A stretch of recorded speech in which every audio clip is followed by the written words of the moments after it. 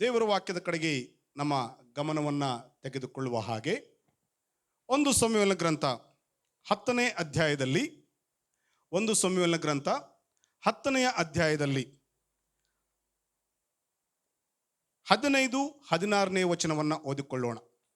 1 ಸಮುವೇಲನ ಗ್ರಂಥ 10ನೆಯ ಅಧ್ಯಾಯದಲ್ಲಿ 15 ಮತ್ತು 16ನೆಯ ವಚನವನ್ನು ಓದಿಕೊಳ್ಳೋಣ. ವಚನ ಹೀಗೆ ಬರೆದಿದೆ: ಸಮುವೇಲನು ಏನು ಹೇಳಿದನೆಂದು ಚಿಕ್ಕಪ್ಪನು ಕೇಳಲು ಸೌಲನು ಕತ್ತೆಗಳು ಸಿಕ್ಕಿದವೆಂದು ತಿಳಿಸಿದನು ಎಂಬುದಾಗಿ ಹೇಳಿದನೇ ಹೊರತು ಅವನು ಹೇಳಿದ ರಾಜ್ಯದ ಮಾತನ್ನು ತಿಳಿಸಲಿಲ್ಲ. ಇನ್ನೊಂದು ಆವರ್ತಿ ಓದ್ತಾ ಇದ್ದೇನೆ. ಸಮುವೇಲನು ಏನು ಹೇಳಿದನೆಂದು ಚಿಕ್ಕಪ್ಪನು ಕೇಳಲು ಸೌಲನು ಕತ್ತೆಗಳು ಸಿಕ್ಕಿದವೆಂದು ತಿಳಿಸಿದನು ಎಂಬುದಾಗಿ ಹೇಳಿದನೇ ಹೊರತು ಅವನು ಹೇಳಿದ ರಾಜ್ಯದ ಮಾತನ್ನು ತಿಳಿಸಲಿಲ್ಲ ಎಂಬುದಾಗಿ. 2020 ನಮ್ಮನ್ನು ದಾಟಿ ಹೋಯಿತು. 2021ರ 2ನೇ ತಿಂಗಳಿನ ಮೊದಲನೇ ವಾರದಲ್ಲಿ ಒಂದು ಕುಟುಂಬವಾಗಿ ತಿರುಗಿ ಕರ್ತನ ನಾಮವನ್ನು ಘನಪಡಿಸಲಿಕ್ಕೆ ಕರ್ತನು ತಾನೇ ನಮಗೆ ಸಹಾಯ ಮಾಡಿಕೊಟ್ಟಿದ್ದರಲ್ಲಿ ದೇವರಿಗೆ ಕೃತಜ್ಞತೆಯನ್ನು ಸಲ್ಲಿಸುವಂಥದ್ದು ಬಹಳ ಪ್ರಾಮುಖ್ಯವಾಗಿರ್ತಕ್ಕಂಥ ಸಂಗತಿ. ಫಿಲಿಪ್ಪಿ ಪತ್ರಿಕೆಯಲ್ಲಿ ಪೌಲನ ಅನುಭವದ ಮಾತುಗಳ ಆಧಾರದಲ್ಲಿ ನಾವು ಒಂದು ಸಾರಿ ಅವಲೋಕಿಸುವುದಾದರೆ, ಕಳೆದ ವರ್ಷದ ಸಂದರ್ಭಗಳು ಕೆಲವು ಸಾರಿ ವೈಫಲ್ಯಗಳ ನಡುವೆ, ಸೋಲುಗಳ ನಡುವೆ, ನೋವನ್ನುಂಟು ಮಾಡಿದಂಥ ಪರಿಸ್ಥಿತಿಗಳ ನಡುವೆ, ನಿರಾಶೆಗಳ ನಡುವೆ, ಕೆಲವು ಸಾರಿ ಬೇಡವಾದ ತೀರ್ಮಾನಗಳ ನಡುವೆ ಹಾದು ಹೋದಂಥ ಸಂದರ್ಭ. ಆದರೆ ಕರ್ತನು ಒಳ್ಳೆಯವನು. 3ನೇ ಅಧ್ಯಾಯದ 17ನೇ ವಾಕ್ಯದ ತಾತ್ಪರ್ಯವನ್ನು ಗಮನಿಸುವಾಗ ತೆಗೆಯುವುದು ಬೇಡ. ನಿಯಮದಲ್ಲಿ ನಡೆದಾಡುವಂಥದ್ದು, ಕರ್ತನೊಂದಿಗೆ ಹತ್ತಿರವಾಗಿ ನಡೆದಾಡುವಂಥದ್ದು, ಪರಿಸ್ಥಿತಿ ಏನೇ ಇದ್ದರೂ ಕರ್ತನ ನಾಮವನ್ನು ಘನಪಡಿಸಿ ಜೀವಿಸುವಂಥ ತೀರ್ಮಾನಕ್ಕೆ ಬರಬೇಕು ಎಂಬ ಅರ್ಥವನ್ನು ಆ ಮಾತು ನಮಗೆ ತಿಳಿಸ್ತದೆ. ಇಲ್ಲಿ ಓದಿದಂಥ ವೇದ ವಾಕ್ಯ ನಮ್ಮ ಗಮನವನ್ನು ತೆಗೆದುಕೊಳ್ಳುವಾಗ ಸೌಲನ ವಿಷಯದಲ್ಲಿ ಕೆಲವು ಸಂಗತಿಗಳು. ಸೌಲನಿಗೆ ಆತನ ಚಿಕ್ಕಪ್ಪನು ಒಂದು ಪ್ರಶ್ನೆ ಮಾಡ್ತಾ ಇದ್ದಾನೆ. ಪ್ರಶ್ನೆಗೆ ಉತ್ತರವಾಗಿ ಸೌಲನ ಉತ್ತರ ಕತ್ತೆಗಳು ಸಿಕ್ಕಿದವೆಂದು ತಿಳಿಸಿದನು ಅಷ್ಟೇ. 1 ಸಮುವೇಲ ಗ್ರಂಥ 9-10ನೇ ಅಧ್ಯಾಯವನ್ನು ಅಭ್ಯಸಿಸುವಾಗ 1 ಸಮುವೇಲನ ಗ್ರಂಥ 9 ಮತ್ತು 10ನೇ ಅಧ್ಯಾಯವನ್ನು ಗಮನಿಸುವಾಗ ಇಲ್ಲಿ ನಾವು ನೋಡುವಂಥ ಪ್ರಾಮುಖ್ಯವಾದ ಸಂಗತಿ, ಸೌಲನಿಗೆ ಒಂದು ಸ್ಥಾನಮಾನ ದೊರಕ್ತಾ ಇದೆ. ಇಸ್ರಾಯೇಲರ ವಿಷಯದಲ್ಲಿ ಸಮುವೇಲನ ಬಳಿಗೆ ಅವರು ಬಂದು ಕೇಳಿಕೊಳ್ಳುವಂತಹದ್ದು, ತಮ್ಮ ಭವಿಷ್ಯತ್ತಿನ ನಡೆಯಲ್ಲಿ ಒಬ್ಬ ಅರಸನು ಬೇಕು ಎಂಬುದಾಗಿ. ಕರ್ತನ ಮಾತಿನ ಅಪ್ಪಣೆಯ ಮೇರೆಗೆ ಸಮುವೇಲನು ಸೌಲನ ವಿಷಯದಲ್ಲಿ ಆತನು ಹೊಂದಿಕೊಳ್ಳಬೇಕಾದಂಥ ರಾಜ್ಯತ್ವದ ವಿಷಯದಲ್ಲಿ ತಿಳಿಸುವಾಗ ಸೌಲನಿಗೆ ಅಧಿಕಾರ ಸಿಗ್ತಾ ಇದೆ. ಆದರೆ ಅದರ ಮುಂದಿನ ಅಧ್ಯಾಯಗಳನ್ನು ನಾವು ಅಭ್ಯಸಿಸುವಾಗ ಅವನ ಕೈಯಲ್ಲಿ ಅದು ಶಾಶ್ವತವಾಗಿ ನಿಲ್ಲಲಿಲ್ಲ. ಇಲ್ಲಿ ಗಮನಿಸುವಂಥ ಸಂಗತಿ, ಸೌಲನಿಗೆ ಪ್ರಶ್ನೆ ಮಾಡುವಾಗ ಸೌಲನ ಉತ್ತರ ಕತ್ತೆಗಳು ಸಿಕ್ಕಿದವೆಂದು ತಿಳಿಸಿದನು ಎಂಬುದಾಗಿ ಹೇಳಿದನೇ ಹೊರತು, ಅಲ್ಲಿಗೆ ಸ್ಟಾಪ್ ಮಾಡ್ತಾ ಇದ್ದಾನೆ ಸೌಲನು. ತನ್ನ ಭವಿಷ್ಯತ್ತಿನ ವಿಷಯದಲ್ಲಿ ಸಮುವೇಲ್ ಪ್ರವಾದಿಯು ಏನು ಹೇಳಿದನೆಂಬುದಾಗಿ ಆತನ ಮಾತನ್ನು ಮುಂದುವರಿಸ್ತಾ ಇಲ್ಲ.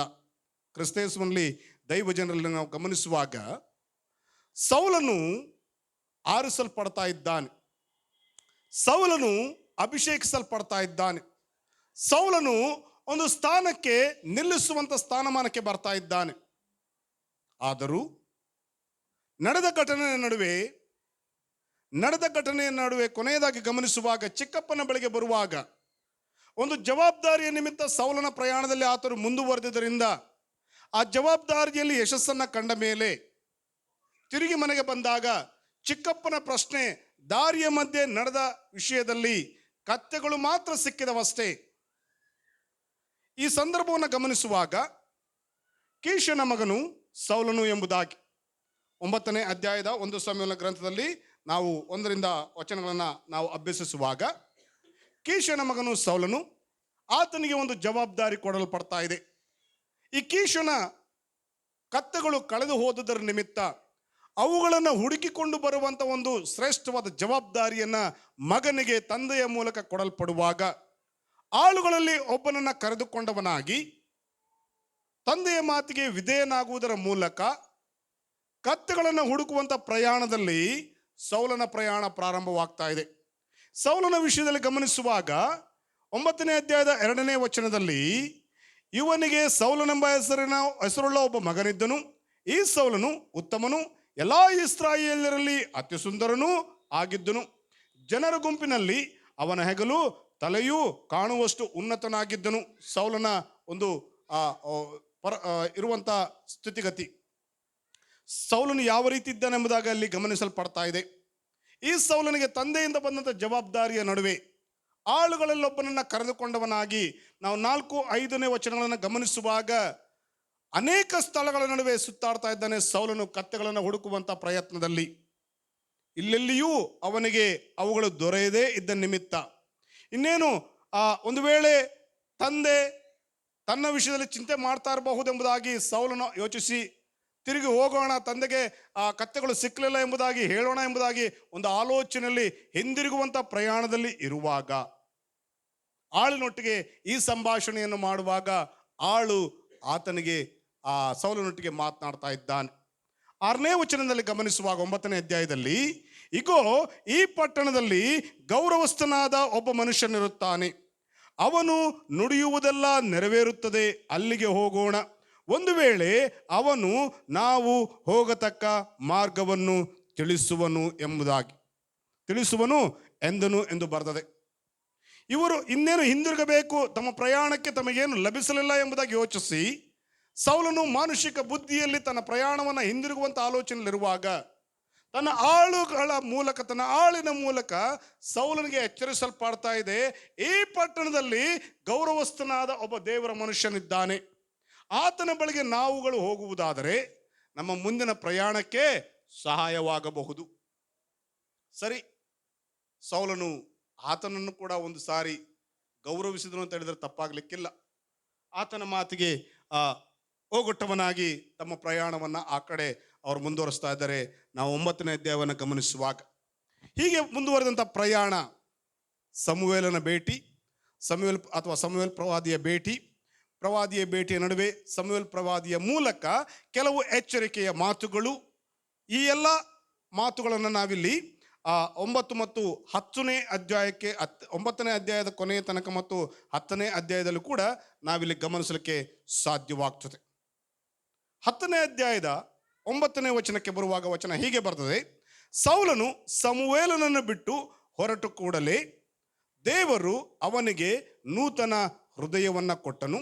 ಅದೇ ದಿನದಲ್ಲಿ ಆ ಎಲ್ಲ ಗುರುತುಗಳು ಸಂಭವಿಸಿದವು ಎಂಬುದಾಗಿ. ಸಮುವೇಲ್ ಪ್ರವಾದಿಯ ಮೂಲಕ ಸೌಲನಿಗೆ ಕೆಲವು ಮಾರ್ಗದರ್ಶನಗಳು, ಕೆಲವು ಸಂದೇಶಗಳು ಕೊಡಲ್ಪಟ್ಟ ತರುವಾಯ ಸಮುವೇಲನಿಂದ ಸೌಲನು ಬೇರ್ಪಟ್ಟವನಾಗಿ ತನ್ನ ಪ್ರಯಾಣವನ್ನು ಮುಂದುವರಿಸುವಾಗ ವಿಧೇಯನಾಗುವುದರ ಮೂಲಕ, ತನ್ನ ತೀರ್ಮಾನದಲ್ಲಿ ಬದಲಾವಣೆಯನ್ನು ತೆಗೆದುಕೊಳ್ಳುವುದರ ಮೂಲಕ ದೇವರಿಂದ ಆಶೀರ್ವಾದವನ್ನು ನೋಡುತ್ತಿರುವುದಾಗಿ ನೋಡ್ತಾ ಇದ್ದೇವೆ. ಇಲ್ಲಿ ಇದುವರೆಗೆ ಇದ್ದಂಥ ಪರಿಸ್ಥಿತಿ ಇಲ್ಲ, ಇದುವರೆಗೆ ಇದ್ದಂಥ ನಿರಾಶೆಯ ಸಂದರ್ಭವಿಲ್ಲ, ಇದುವರೆಗೆ ಇದ್ದಂಥ ಏನು ನನ್ನ ಪ್ರಯತ್ನದಲ್ಲಿ ಗೆಲುವಾಗಲಿಲ್ಲವಲ್ಲ ಎನ್ನುವಂಥ ಒಂದು ಆಲೋಚನೆ ಇಲ್ಲ. ಈಗ ಗೆಲುವಾಗುವಂಥ ಆಲೋಚನೆಯಲ್ಲಿ, ಈಗ ತನ್ನ ಪ್ರಯಾಣದಲ್ಲಿ ಗುರಿಯನ್ನು ಮುಟ್ಟುತ್ತಾ ಇದ್ದೇನೆ ಅನ್ನುವಂಥ ಒಂದು ಉತ್ಸುಕತೆಯಲ್ಲಿ ಸೌಲನ ಪ್ರಯಾಣವು ಮುಂದುವರಿಯುವಾಗ ಸಮುವೇಲ್ ಪ್ರವಾದಿಯಿಂದ ಆತನು ಬೇರೆ ಹೋಗುವಾಗ, ಇದರ ನಡುವೆ ಕರ್ತನ ಮಾತಿಗೆ ವಿಧೇಯನಾಗುವುದರ ಮೂಲಕ ಸಮುವೇಲ್ ಪ್ರವಾದಿಯು ಸೌಲನ ಭವಿಷ್ಯತ್ತಿನ ಶ್ರೇಷ್ಠವಾದ ಸ್ಥಾನಮಾನದ ಕುರಿತು ತಿಳಿಸಿಕೊಡ್ತಾ ಇದ್ದಾನೆ.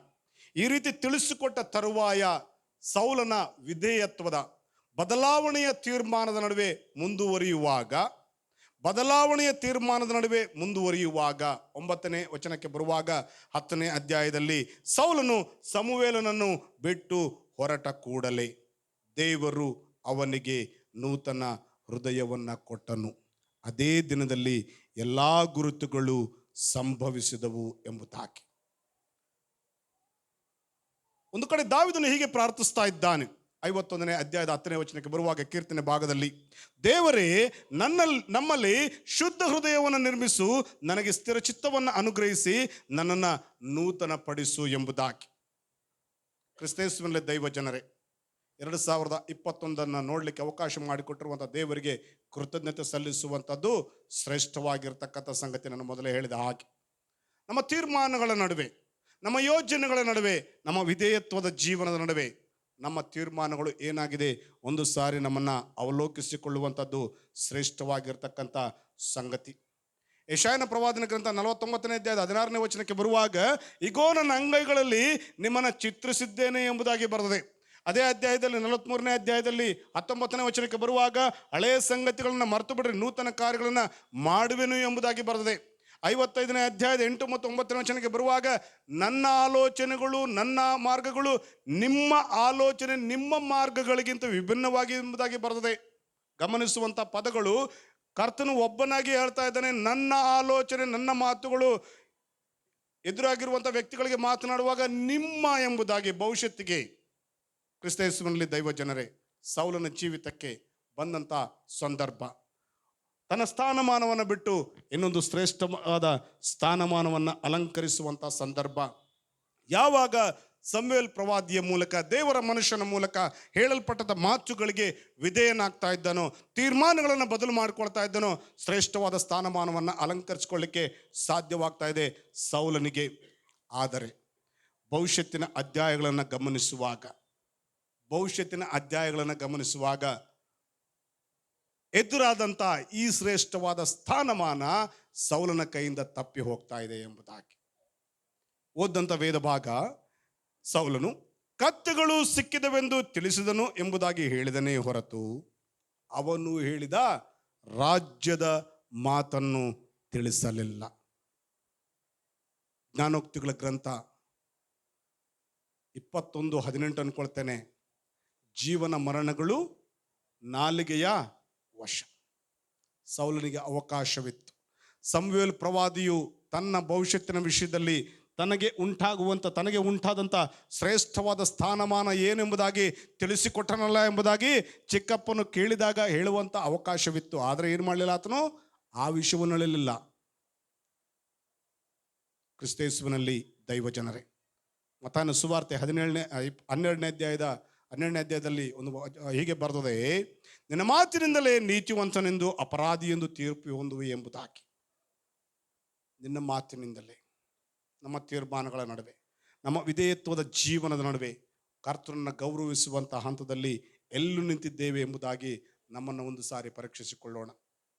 ಇಬ್ರಿಯ ಪತ್ರಿಕೆ 13:5 ಬರುವಾಗ, ನಿಮಗಿರುವುಗಳಲ್ಲಿ ತೃಪ್ತರಾಗಿರಿ, ಯಾವಾಗಲೂ ಕೈ ಬಿಡದ ದೇವರು ಎಂಬುದಾಗಿ.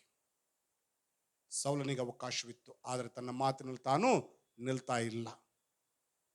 ಅರಸುಗಳ ಪುಸ್ತಕದಲ್ಲಿ ಗಮನಿಸುವಾಗ ಗೆಹಜಿ ನಾಮಾನನ ಮೂಲಕ ತನ್ನದಲ್ಲದ್ದನ್ನು ತನಗಾಗಿ ಸ್ವೀಕರಿಸಿಕೊಳ್ಳುವಾಗ, ತನಗೆ ಸಂಬಂಧಪಟ್ಟದ್ದೇ ಅಲ್ಲ ಅದು. ಗೆಹಜಿಯ ಸ್ಥಾನಮಾನವನ್ನು ನೋಡುವಾಗ, ಅರಸುಗಳ ಪುಸ್ತಕ 5-6ನೇ ಅಧ್ಯಾಯವನ್ನು ಕಲಿಯುವಾಗ, ತನಗೆ ಸಂಬಂಧ ಪಡದೇ ಇರುವಂಥದ್ದನ್ನು,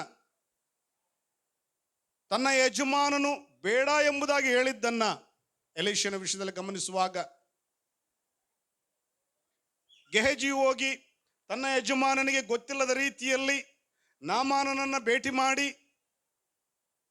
ಆತನು ಕೊಡುವಂಥ ಕಾಣಿಕೆಗಳನ್ನು ಸ್ವೀಕರಿಸಿ ಅದನ್ನು ಬಚ್ಚಿಟ್ಟು ತಿರುಗಿ ದರ್ಶಿ ಅಥವಾ ಪ್ರವಾದಿ ಅಥವಾ ಯಜಮಾನನ ಬಳಿಗೆ ಬರುವಾಗ ಯಜಮಾನನು ಪ್ರಶ್ನಿಸ್ತಾ ಇದ್ದಾನೆ ಗೆಹಜಿಗೆ, ಎಲ್ಲಿಗೋಗಿದ್ದೆ? ಅವಕಾಶವಿತ್ತು ಹೇಳಲಿಕ್ಕೆ, ಆತನು ಒಪ್ಪಿಕೊಳ್ತಾ ಇಲ್ಲ. ಪ್ರಿಯರೇ, ಆತನು ಒಪ್ಪಿಕೊಳ್ತಾ ಇಲ್ಲ. ಇದುವರೆಗೆ ನಾಮಾನನನ್ನು ಹಿಂಬಾಲಿಸಿದಂಥ ಪರಿಸ್ಥಿತಿ ಈಗ ಗೆಹಜಿಯನ್ನು ಹಿಂಬಾಲಿಸ್ತಾ ಇದೆ. ಅವಕಾಶವಿತ್ತು ತನ್ನ ಸಮಯವನ್ನು ಒಪ್ಪಿಸಿಕೊಡ್ಲಿಕ್ಕೆ ಅವಕಾಶವಿತ್ತು. ಗೆಹಜಿಗೆ ಒಪ್ಪಿಸಿಕೊಡ್ತಾ ಇಲ್ಲ. ನಾವು ಸೌಲನ ವಿಷಯದಲ್ಲಿ ಗಮನಿಸುವಾಗ 10ರಿಂದ ಹೆಚ್ಚು ಕಡಿಮೆ 13-15 ಅಧ್ಯಾಯಗಳನ್ನು ನಾವು ಕಲಿಯುವಾಗ 10ನೇ ಅಧ್ಯಾಯದಲ್ಲಿ ಸೌಲನ ಆರಿಸುವಿಕೆ, 11ನೇ ಅಧ್ಯಾಯದಲ್ಲಿ ಸೌಲನ ಪರಾಕ್ರಮ, 12ನೇ ಅಧ್ಯಾಯದಲ್ಲಿ ಸಮುವೇಲನ ಶ್ರೇಷ್ಠ ಮಾತುಗಳು, 13ನೇ ಅಧ್ಯಾಯಕ್ಕೆ ಬರುವಾಗ ಸೌಲನ ಬೀಳುವಿಕೆಯ ಪ್ರಾರಂಭ. ಕ್ರಿಸ್ತೇಸುವಿನಲ್ಲಿ ದೈವ ಜನರೇ, ಒಂದು ವಾಗ್ದಾನ ನಮ್ಮ ಜೀವನದಲ್ಲಿ ನೆರವೇರಬೇಕಾದರೆ ಅದಕ್ಕೆ ಅನುರೂಪವಾಗಿರತಕ್ಕಂಥ ಒಂದು ಆಜ್ಞೆಯನ್ನು ಪರಿಪಾಲಿಸುವುದು ಕೂಡ ಶ್ರೇಷ್ಠವಾಗಿರ್ತಕ್ಕಂಥ ಸಂಗತಿ. ಒಂದು ವಾಗ್ದಾನ ನಮ್ಮ ಜೀವನದಲ್ಲಿ ನೆರವೇರಬೇಕಾದರೆ ಅದಕ್ಕೆ ಅನುರೂಪವಾಗಿರ್ತಕ್ಕಂಥ ಒಂದು ಆಜ್ಞೆಯನ್ನು ಪರಿಪಾಲಿಸುವುದು, ವಿಧೇಯತೆಯನ್ನು ತೋರಿಸುವುದು ಶ್ರೇಷ್ಠವಾಗಿರ್ತಕ್ಕಂಥ ಸಂಗತಿ. ಸೌಲನ ಅವಿಧೇಯತೆ ಎಂದರೂ ತಪ್ಪಾಗಲಿಕ್ಕಿಲ್ಲ. ಸೌಲನ ಸಂದರ್ಭ ಒಪ್ಪಿಕೊಳ್ಳಲಿಕ್ಕೆ ಅವಕಾಶವಿತ್ತು. ಹಿರಿಯ ಪ್ರವಾದಿಯ ಮೂಲಕ, ದೇವರ ಸೇವಕನ ಮೂಲಕ ತನ್ನ ಭವಿಷ್ಯತ್ತು ಹೇಗೆ ಎಂಬುದಾಗಿ ಚಿತ್ರಿಸಲ್ಪಟ್ಟಿದ್ದರೂ ಕೂಡ, ಹೇಳಿಕೊಳ್ಳಲಿಕ್ಕೆ ಅವಕಾಶವಿದ್ದರೂ ಕೂಡ ಹೇಳಿಕೊಳ್ಳದೆ, ನಂತರದ ಸಮಯದಲ್ಲಿ ಗಮನಿಸುವಾಗ ತನ್ನ ಮಾತುಗಳ ಮೂಲಕ ಲಭಿಸಿದಂಥ ಶ್ರೇಷ್ಠವಾದ ಸ್ಥಾನಮಾನದಲ್ಲಿ ತಾನೇ ಕೆಳಗಿಳಿಯುವಂಥ ಒಂದು ಸಂದರ್ಭ. ನಮ್ಮನ್ನ ದೇವರ ವಾಕ್ಯದ ಎಡೆಗೆ ನಮ್ಮನ್ನು ಒಪ್ಪಿಸಿಕೊಡೋಣ ಪ್ರಿಯರೇ. ಸೌಲನಿಗೆ ಸಮುವೇಲನು ಚಿಕ್ಕಪ್ಪನು ಪ್ರಶ್ನಿಸುವಾಗ ಸೌಲನ ಉತ್ತರ, ಕತ್ತೆಗಳು ಸಿಕ್ಕಿದವೆಂದು ತಿಳಿಸಿದನು ಎಂಬುದಾಗಿ ಹೊರತು ಅವನು ಹೇಳಿದ ರಾಜ್ಯದ ಮಾತನ್ನು ತಿಳಿಸಲಿಲ್ಲ. 2021ಕ್ಕೆ ಕಾಲಿಟ್ಟಾಗ ಕರ್ತನ ಆಲೋಚನೆಗನುಸಾರವಾಗಿ ನಮ್ಮ ಸತ್ಯವೇದಗಳನ್ನು ಓದುವಾಗ ನಮಗೆ ನೇಮಿಸಲ್ಪಟ್ಟಿರ್ತಕ್ಕಂಥ ನಮ್ಮ ಸಭಾ ನಾಯಕರ ಮೂಲಕವಾಗಿ, ಅಥವಾ ನಮ್ಮನ್ನು ದೇವರೊಟ್ಟಿಗೆ ದೇವರಲ್ಲಿ ನಮ್ಮ ಆತ್ಮವನ್ನು ಕಾಯುತ್ತಿರುವಂಥ ನಮ್ಮ ಸಭಾ ನಾಯಕರುಗಳ ಮೂಲಕ, ನಮ್ಮ ಆತ್ಮಿಕ ತಂದೆಯವರುಗಳ ಮೂಲಕ ನಮಗೆ ಒದಗಿಸಲ್ಪಟ್ಟಿರುವಂಥ ವಾಗ್ದಾನಗಳ ವಿಷಯದಲ್ಲಿ ಯಾವ ತೀರ್ಮಾನದಲ್ಲಿ ನಾನು ನೀವುಗಳು ನಿಂತವರಾಗಿದ್ದೇವೆ, ಅವುಗಳನ್ನು ಗಟ್ಟಿಯಾಗಿ ಹಿಡಿದುಕೊಳ್ಳೋಣ. ಸಂಬಂಧಿಸಿದ ಆಜ್ಞೆಗಳಿಗೆ ವಿಧೇಯರಾಗೋಣ. ಸಂಬಂಧಿಸಿದ ಪ್ರತ್ಯುತ್ತರಗಳನ್ನು ಸೇವಕರೊಟ್ಟಿಗೆ ಮಾತನಾಡಿ, ಕರ್ತನೆ ನಿನಗೆ ಮಾತ್ರ ಸ್ತೋತ್ರ, ಘನತೆ, ಮಾನ, ಪ್ರಭಾವಗಳನ್ನು ಸಲ್ಲಿಸುತ್ತೇನೆ ಎಂಬುದಾಗಿ ಹೇಳುವರಾಗೋಣ ಪ್ರಿಯರೇ. ಯಾಕಂತೇಳಿದ್ರೆ ಪರಿಶುದ್ಧ ಸತ್ಯವೇದ ಗ್ರಂಥ ಹೇಳ್ತದೆ, ನಾವು ನಮ್ಮ ಕೊರಿತ ಪತ್ರಿಕೆಯಲ್ಲಿ ಅನ್ಕೊಳ್ತೇನೆ 6:20 ನೀವು ನಿಮ್ಮ ಸ್ವಂತ ಸೊತ್ತಲ್ಲ, ನೀವು ಕ್ರಯಕ್ಕೆ ಕೊಳ್ಳಲ್ಪಟ್ಟವರು ಆದ ಕಾರಣ ನಿಮ್ಮ ದೇಹದಲ್ಲಿ ದೇವರ ಪ್ರಭಾವವನ್ನು ಪ್ರಕಟಪಡಿಸಿರಿ ಎಂಬುದಾಗಿ. ನಮ್ಮ ಪ್ರಾರ್ಥನೆಗಳು ಹೇಗಿವೆ? ಎಫೆಸ ಪತ್ರಿಕೆಯ 4ನೇ ಅಧ್ಯಾಯದ 22-23ನೇ ವಚನದ ಆಧಾರದಲ್ಲಿ ಪಡೆದುಕೊಂಡಂಥ ಆಶೀರ್ವಾದ ಬರಿದಾಗಿರಬಾರದು. ಕೀರ್ತನೆ 1:3 ಆಧಾರದಲ್ಲಿ ನೀರಿನ ಕಾಲುವೆಗಳ ಬಳಿ ಬೆಳೆದ ಮರದ ಹಾಗಿರುವನು ಎಂಬುದಾಗಿ ಹೇಳಿದ ಹಾಗೆ ಯಾವಾಗಲೂ ಹಸಿರನ್ನು, ಉನ್ನತತೆಯನ್ನು ನೋಡುವಂಥದ್ದಾಗಿರಬೇಕು. ನಮ್ಮ ತೀರ್ಮಾನಗಳ ವಿಷಯದಲ್ಲಿ ಎಫೆಸ ಪತ್ರಿಕೆ 4:2 ಪ್ರಬೋಧಿಸುವ ಹಾಗೆ ನಿಮ್ಮ ಆಂತರ್ಯದಲ್ಲಿ ನೂತನ ಸ್ವಭಾವವನ್ನು ಧರಿಸಿಕೊಳ್ಳಿರಿ ಎಂಬುದಾಗಿ ಹೇಳುವ ರೀತಿಯಲ್ಲಿ ನಮ್ಮ ತೀರ್ಮಾನಗಳಲ್ಲಿ, ನಮ್ಮ ಮಾತಿನಲ್ಲಿ, ನಮ್ಮ ವಿಧೇಯತ್ವದ ಜೀವನದಲ್ಲಿ ಸೇವಕರುಗಳ ಮೂಲಕ ಎಚ್ಚರಿಸಲ್ಪಡುವಂಥ ಮಾತುಗಳು, ಸೇವಕರ ಮೂಲಕ ಅಥವಾ ಪ್ರವಾದಿಗಳ ಮೂಲಕ, ನಮ್ಮ ಆತ್ಮೀಯ ತಂದೆಯವರುಗಳ ಮೂಲಕ ನಮ್ಮನ್ನು ದೇವರ ಒಟ್ಟಿಗೆ ನಮ್ಮ ಆತ್ಮದ ವಿಷಯದಲ್ಲಿ ಇರುವಂಥ ಸಂದರ್ಭಗಳ ನಡುವೆ ನಮ್ಮನ್ನು ನಡೆಸುವಂಥ ನಾಯಕರ ಮಾತುಗಳಿಗೆ ಎಲ್ಲಿಯ ತನಕ ವಿಧೇಯರಾಗಿದ್ದೇವೆ? ನಮ್ಮ ತೀರ್ಮಾನಗಳನ್ನು ಇನ್ನೊಂದು ಆವರ್ತಿ ನಾವು ಅವಲೋಕಿಸಿಕೊಳ್ಳೋಣ ಪ್ರಿಯರೇ. ಸೌಲನಿಗೆ ಹೇಳುವಂಥ ಸಂದರ್ಭ ಎದುರಾಗಿತ್ತು, ಆದರೆ ಹೇಳ್ತಾ ಇಲ್ಲ. ಗೆಹಜಿಗೆ ಒಪ್ಪಿಕೊಳ್ಳುವ ಸಂದರ್ಭ, ಅವಕಾಶ ಸಿಕ್ಕಿತ್ತು, ಒಪ್ಪಿಕೊಳ್ತಾ ಇಲ್ಲ. ಕಿರಿ ಮಗನು ಒಂದು ಕಡೆ ಲೂಕನ ಸುವಾರ್ತೆ 16ನೇ ಅಧ್ಯಾಯದಲ್ಲಿ ಗಮನಿಸುವಾಗ ಸೋತು ಹೋದವನಾಗಿ ಎಲ್ಲ ರೀತಿಯಲ್ಲಿ ಸೋತು ಹೋದವನಾಗಿ ತನ್ನ ತಂದೆಯ ಬಳಿಗೆ ಬರುವಂಥ ಆಲೋಚನೆಯಲ್ಲಿ ಬರುವಾಗ ದೂರದಿಂದಲೇ ಒಂದು ಕಡೆ ಹೆದರಿಕೆ, ತಂದೆ ತನ್ನನ್ನು ಸ್ವೀಕರಿಸಬಹುದು. ಯಾಕಂದರೆ ತಾನು ಮಾಡಿದಂಥ ತಪ್ಪು ತನಗೆ ಗೊತ್ತಿದ್ದರ ನಿಮಿತ್ತ. ತಂದೆ ಸ್ವೀಕರಿಸಬಹುದೋ ಪ್ರಶ್ನೆಯೊಂದಿಗೆ ದೂರದಲ್ಲಿ ನಿಂತಿದ್ದಾನೆ. ತಂದೆ ಪ್ರೀತಿ ಸ್ವರೂಪನು, ತಂದೆ ಪ್ರೀತಿ ಸ್ವರೂಪನು ಮಗನನ್ನ ದೂರದಿಂದ ನೋಡಿ ಆತನನ್ನ ಗೌರವಿಸಬೇಕೆಂಬುದಾಗಿ ತನ್ನ ಆಳುಗಳಿಗೆ ಅಪ್ಪಣೆ ಕೊಡ್ತಾ ಇದ್ದಾನೆ. ಕ್ರಿಸ್ತೇಸುವಿನಲ್ಲಿ ದೈವ ಜನರೇ, 2021 ತಿರುಗಿ ನೋಡಲಿಕ್ಕೆ ಅವಕಾಶ ಮಾಡಿಕೊಟ್ಟಿರುವಂಥ ದೇವರಿಗೆ ನಮ್ಮ ತೀರ್ಮಾನಗಳ ವಿಷಯದಲ್ಲಿ, ನಮ್ಮ ಮಾತುಗಳ ವಿಷಯದಲ್ಲಿ, ಕ್ರಿಸ್ತನೊಟ್ಟಿಗೆ ಮಾಡಿಕೊಂಡಂಥ ಒಡಂಬಡಿಕೆಗಳ ವಿಷಯದಲ್ಲಿ, ಸಿಕ್ಕಲ್ಪಟ್ಟಂಥ ವಾಗ್ದಾನಗಳ ನಡುವೆ ತೆಗೆದುಕೊಂಡಿರುವಂಥ ತೀರ್ಮಾನಗಳಲ್ಲಿ ಎಲ್ಲಿಯ ತನಕ ಆಜ್ಞೆಗಳನ್ನು ಪರಿಪಾಲಿಸುವುದರಲ್ಲಿ ನಿಂತವರಾಗಿದ್ದೇವೆ. ನಮ್ಮನ್ನು ಒಪ್ಪಿಸಿಕೊಡೋಣವಾ? ಸೌಲನಿಗೆ ಅವಕಾಶವಿತ್ತು, ಒಪ್ಪಿಕೊಳ್ಳಲಿಲ್ಲ. ಗೆಹಜಿಗೆ ಅವಕಾಶವಿತ್ತು, ಒಪ್ಪಿಕೊಳ್ಳಲಿಲ್ಲ. ನಮಗೆ ಅವಕಾಶ ಇರುವುದಾದರೆ ಕರ್ತನೊಟ್ಟಿಗೆ ಒಪ್ಪಿಕೊಳ್ಳೋಣ. ಕರ್ತನು ತಾನೇ ನಮ್ಮನ್ನು ಆಶೀರ್ವದಿಸಿ ಕಾಪಾಡಿ ನಡೆಸಲಿ. ಒಂದು ನಿಮಿಷ ತಲೆಯನ್ನು ಭಾಗಿಸಿ ಪ್ರಾರ್ಥಿಸಿಕೊಳ್ಳೋಣ. ಒಳ್ಳೆಯವನಾಗಿರುವ ಕರ್ತನೆ, ಶ್ರೇಷ್ಠ ಸಮಯಕ್ಕಾಗಿ ಸ್ತೋತ್ರ. ಸೌಲನ ವಿಷಯದಲ್ಲಿ ಕೆಲವು ಮಾತುಗಳನ್ನು ನೋಡಲಿಕ್ಕೆ ದೇವರಿಗೆ ಸಾಧ್ಯವಾಯಿತು. ತನ್ನ ತಂದೆಯ ಮೂಲಕ ಒಪ್ಪಿಸಲ್ಪಟ್ಟ ಜವಾಬ್ದಾರಿಗಳಲ್ಲಿ ಹೋಗುವಾಗ ಸೋಲನ್ನು ಕಂಡಾಗ್ಯೂ ದೇವರ ಸೇವಕನ ಮೂಲಕ, ಪ್ರವಾದಿಯ ಮೂಲಕ ಎಚ್ಚರಿಸಲ್ಪಟ್ಟವನಾಗಿ ಅವುಗಳು ಸಿಕ್ಕಿದ ನಂತರ ತಿರುಗಿ ಮನೆಗೆ ಬರುವಾಗ ತನ್ನ ಆಶೀರ್ವಾದವನ್ನು ಮರೆಮಾಚಿದ್ದಾನಲ್ಲ. ದೇವರೇ, ನಿಮ್ಗೆ ವಂದಿಸ್ತೇವೆ. ನಮ್ಮ ತೀರ್ಮಾನಗಳಲ್ಲಿ ಎಲ್ಲಿ ನಿಂತಿದ್ದೇವೆ ನಮ್ಮನ್ನು ಅವಲೋಕಿಸಿಕೊಳ್ಳುವಂತೆ ನಿನ್ನ ಸಹಾಯವನ್ನು ಬೇಡಿಕೊಳ್ತಾ ಇದ್ದೇವೆ. ಎಲ್ಲ ಮಹಿಮೆ ನಿನಗಿರಲಿ. ಯೇಸು ಕರ್ತನ ಹೆಸರಲ್ಲಿ ಪ್ರಾರ್ಥಿಸ್ತೇವೆ ತಂದೆಯಾಗಿರುವ ದೇವರೇ, ಆಮೆನ್. ಇನ್ನೊಂದು ಆವರ್ತಿ